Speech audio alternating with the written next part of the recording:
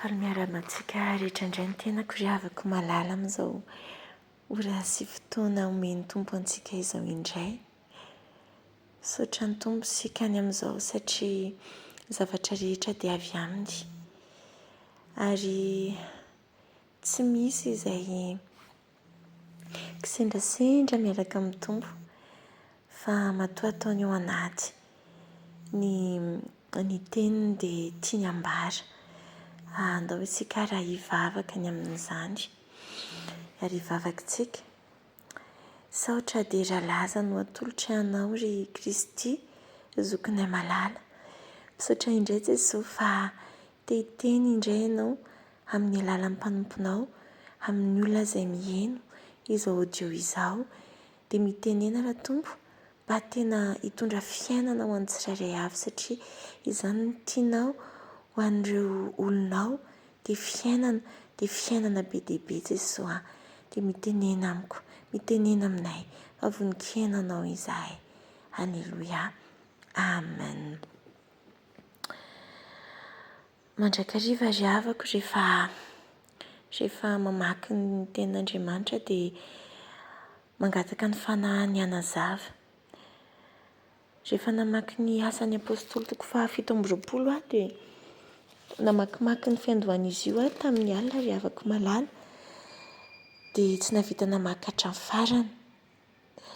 Dia ankehitriny indray andeha hamerina tsy hamerina moa izany fa hanohy ny vakiteny. Rehefa hanohy ny vakiteny dia tonga teo amin'ilay 7:20 ilay izy 7:13 alonge hovakiako amintsika dia rehefa avy eo fitiniko ilay izy fitiniko asan'ny apôstôly toko 7:20 io amin'ny anaran'i Jesosy.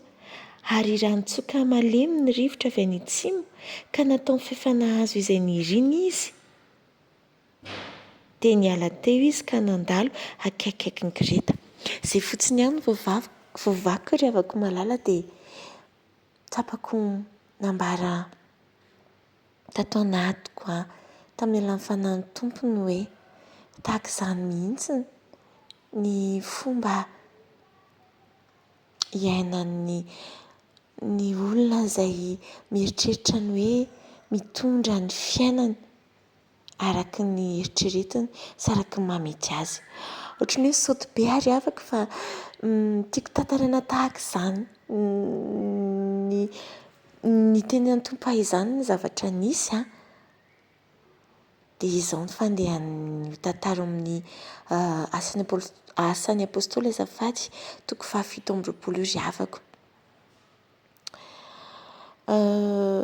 Rehefa tonga ataoko alolo-keliny io satria manjary lasa misaoty be dia tsy azontsika.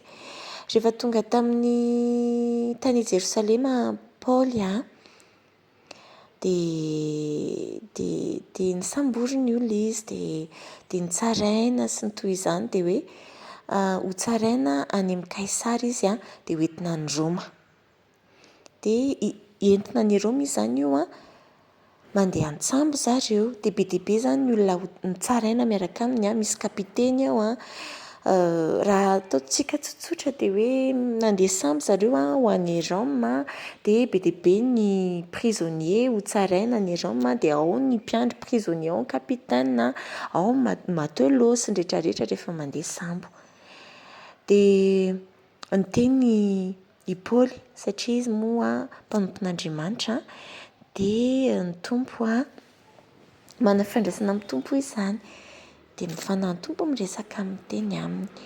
Dia fantatry Paoly hoe raha manondì ny sambo izy ireo izany dia hisy lohan-janjo eny an-dalana.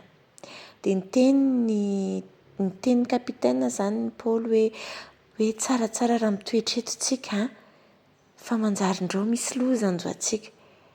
Dia tsy niheno ilay kapitena fa natoky ny tompo-tsambo natoky ny ekipaziny izy izany raha atao amin'ny teny tsotsotra dia tsy niheno izy dia nandeha ihany. Dia tonga tamin'ilay toko 7:13 teo azafady hoe ohatrany hoe kalma teo ny ranomasina, kalma tsara. Dia nieritreritra tena zay ka izay ilay zavatra niriny hoe izay ilay zavatra nieritreretiny ary ohatrany hoe tanteraka ilay izy hoe kalma ilay izy dia nanohy soamantsara. Nefa rehefa avy eo moa izany rehefa nandeha teny dia nisy ny fofodrivotra be dia be ny onjan-drano korotana ny ranomasina izany dia tena hoe tsy tan'izy ireo intsony izay atao. Toetra tao anatin'ny fahamaizina ny sambo, tsy nahita alina intsony dia navela natompitompy teny. Dia niteny amin'izay moa Paoly avy eo hoe raha niaino anazy ianareo dia tsy tonga tamin'izao ary tsy tonga amin'ny faty antoka be tahaka izao. Kanefa ny famindrapon'Andriamanitra satria nisy anjely niseho tamiko i Paoly nampahery hoe aza manahy fa tsisy ho fatitsika tsy akory fa samy voavonjy fa lehibe fotsiny ny faty antoka. Dia minana hanina amin'izay hozy Paoly efa 14 andro nareo izy niaritra ny zavatra rehetrarehetra teo niezaka nanao izay herinareo. Atsara amin'izay mihinana hanina dia navita nanao karazana fandraisana fanasany tompo mihitsy moa teo Paoly avy eo. Namaky ny mofo izy dia nisaotra dia nomeny ny olona dia nihinana natoky daholo ny olona rehefa avy eo. Dia avy eo moa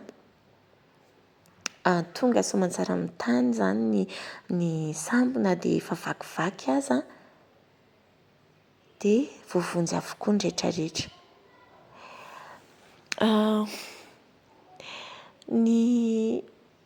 Ny lesona tiany tompo tsy hoantsika ao anatin'izany dravako dia izao.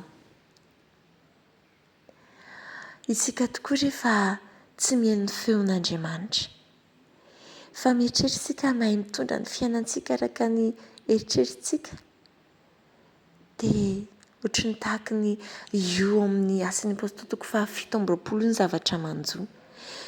Ny tompo miteny amin'ny alalan'ny mpanompony, amin'ny alalan'ny soratra masina. Be dia be ny fananaranao, be dia be ny teniny ao. Fa tsika rehefa tsy manaraka ny dravako malala fa ny eritrerintsika sy ny heverintsika fa mety ny ataontsika dia mikorotana ny fiainantsika avy eo. Misagodingodina avy eo. Mieritreritritsika fa misy fotoana tena mety tokoa ny zavatra ataontsika ohatry ny tamin'io 7:20 io. Ohatry ny hoe milamina tonga tamin'ny iriny. Anefa rehefa tonga ny ampovoanambony iny misangodingodina amin'izay misamboaravoara ny onjan-dranomasina. Korotana amin'izay tsika. Eo amin'izay tsika vao inona re ty azo kitriko ty nefa ahoana ry havako. Ny tompo dia mamindra fo. Ny tompo dia mahari-po dia mampahery atsika indray rehefa miverina sy mitodika amintsika ka mihaino indray ny feony. Mampahery atsika izy ary manafaka atsika ao anatin'io alin-drano io. Ohatra ny amin'ny Salamo 7:100 raha mamaky isika dia misy mihitsy hoe angevakitsika ny vetivety ry havako malaly. Salamo 7:100. Salamo 7:100. Salamo 7:100. Aminaran'i Jesosy ny renireny 7:104 ka hatramin'ny 7 ny vakiana. Ny renireny tany anefitra ireny ka nanavatsava tany entany foana ary tsy nahita tanana honenana, noana sy nangetahita izy sady reraka niainy tao anatiny. Dia nitarana tamin'i Jehovah ireo rahory ka novonjeny tamin'ny fahatereny. Dia nitondra azy tamin'ny lalana mahitsy izy mba hankanesany any amin'izay tanàna honenana. Aoka hideran'i Jehovah ireo no ny famindram-pony sy ny fahagaga nataony amin'ny zanak'olombelona fa mahafa-po ny fanahy mangetahita izy ary ny fananoana dia vokisany soa.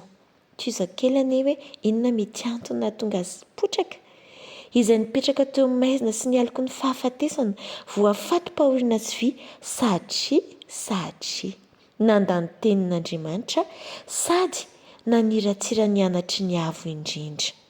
Dia nampiaitriny tamin'ny fahoriany fony ka potraka izy nefa tsy nisy namonjy. Dia miverina dia nitarana tamin'i Jehovah ireo rahory ka novonjeny tamin'ny fahatereny. Izany mihitsy ry havako mahazo antsika indraindray. Mandany tenin'Andriamanitra tsika. tsy tehen'izay olona mananatra antsika amin'ny alalana ny tenin'Andriamanitra ry mpanompony isika dia mivembena toy ny mamosy avemben'ny fiainana dia jaly nefa rehefa mitaraina amin'ny Jehovah kosa rehefa mitaraina amin'Andriamanitra kosa indray dia mamindra fo ny tombo mamela heloka ry havako malala izay lalana anankiray fa misy lalana anankiray tsara ry havako mihaino feon'i Jehovah Andriamanitra mihaino feon'Andriamanitra dia tsy tonga ao anatin'io fatiantoka io tsy mandalo fatiantoka fa mandalo lalana mivogotra tsara tsy mandalo misavembena tsy mandalo ny korotana fa tonga foana ny fitodianany ireny ry havako malalako tena tiantsika ny tompo ny zavatra teneny antsika nge ry havako isange raha miteny antsika tsy ny hoe zavatra mahasoa azy araka ny teny zangy izy tsy mangataka hoe ameo any ohatran'ny hoe le fanatitra tamin'izany moa amin'ny Salamo misy taloha moa ny zanak'Israely dia manao fanatitra zangy izy tsy hoe tsy ampy sakafo zangy tsy hoe tsisy ninona ty an-danitra hoe tsisy sakafo dia hoe meo fanatitra sy ny toy izany ananako avokoa ny zany zavatra rehetra fa ny fonareo ny tadiaviko izany anie ny teny tompo ry havako tsy mahasoa azy ange ny angatahany antsika fa ny mahasoa antsika tiantsika tsy disy lalina ry havako tiantsika tsy mandalo misavembeny izany tiantsika tsy mandalo mikorotana ny fiainantsika izany ekena ary aoka tsy lasa diso ny fijerintsika tena misy taona tokoa tsika na dia mety hoe nandeha araka ny tokony ho izy ary dia mandalo tokoa tsika sedra marary sy mamay kanefany tsy izay lafin'izay ny tiany tenenina fa le hoe isika nanao erreur dia lasa tonga tao anatin'ny fahalavona tonga tao anatin'ny gidragidra ny korotana sy ny rehetrarehetra tsy voatery mandalo an'io fatiantoka be araka ny tenimpolo raha ny haino ahy ianareo tsy nandalo an'izao fatiantoka izao mikisah iny izany ilay situation nandalo fatiantoka fa manaova-paha anankiray mikisaka mandehana amin'izay amin'ilay lalana tenen'ny tompo tsy voatery mandala fatiantoka fa tonga dia mandeha amin'ny lalana mahitsy sy marina ary tonga amin'ny fitodianany ireny araka ny sitrapon'Andriamanitra dia an'Andriamanitra irery ihany ny voninahitra ry havako malala ho antsika kosa ny fiadanany dia aoka antsika mba ho mpiaino mpakato fa tsy mpiaino mpanadino an'Andriamanitra irery ihany ny voninahitra amen.